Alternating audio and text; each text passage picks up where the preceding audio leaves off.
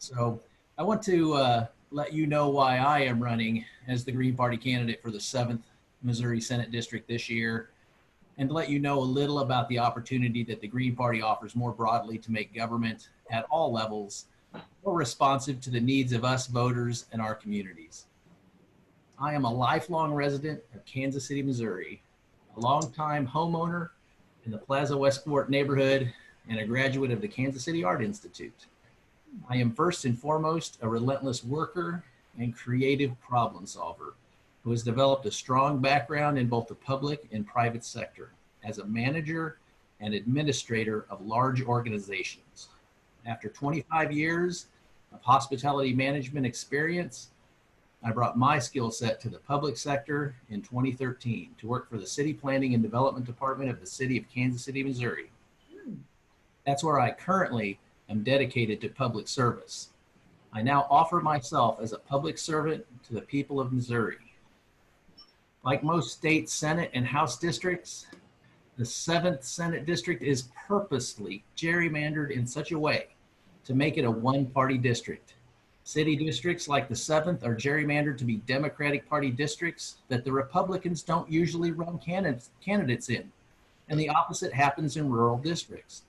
Greg Razer is the Democratic Party machine politician that has been chosen for us by the Democratic Party to represent our district, and the Republicans are running nobody against him. Despite inheriting this supposedly non-competitive district, Greg Razer has already been gifted over $122,000 in campaign contributions from business interests that are counting on his support for contracts, tax breaks, regulatory relief, and other favors.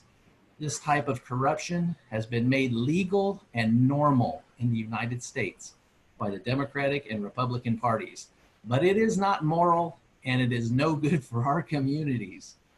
This situation is unacceptable. That is where I and the Green Party come in.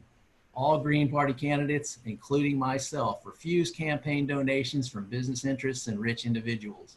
We are a very different kind of political party made up of working people engaged in a volunteer-based grassroots movement to return power to voters and our communities so that our tax dollars work for us as opposed to wealthy campaign contributors.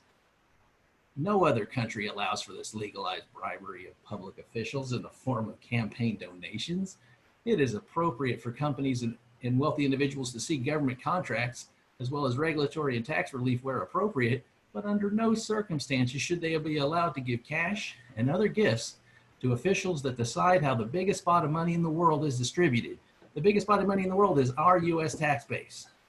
This is at the root of the failure of the political class in America today. Unfortunately, the two parties that designed and benefit from this system will not reform it. They have locked themselves into golden handcuffs that impede their ability to innovate and lead our society to overcome the multiple crises which now threaten the sustainability of our society. They are locked into supporting the status quo by their close fiscal relationship to the current winners of our society, and have frankly become lazy and uncreative in addressing challenges like the climate crisis, income inequality, affordable health care, and housing access, to name just a few of the areas where they simply cannot think outside the box. John Kennedy told us that those who make peaceful revolution impossible make violent revolution inevitable. Peaceful revolutions are political revolutions. The Green Party is currently offering the only political alternative to this dysfunctional and unsustainable set of circumstances that we now find ourselves in. I urge you to learn more about the narrow window of opportunity that the Green Party represents before the chaos that has already started to manifest itself in our community grows even more concerning and destabilizing. Thank you for the opportunity to speak with you today. I look forward to working with all of you in the future to strengthen our community and leave it better than we found it for the generations that follow us. Thank you very much.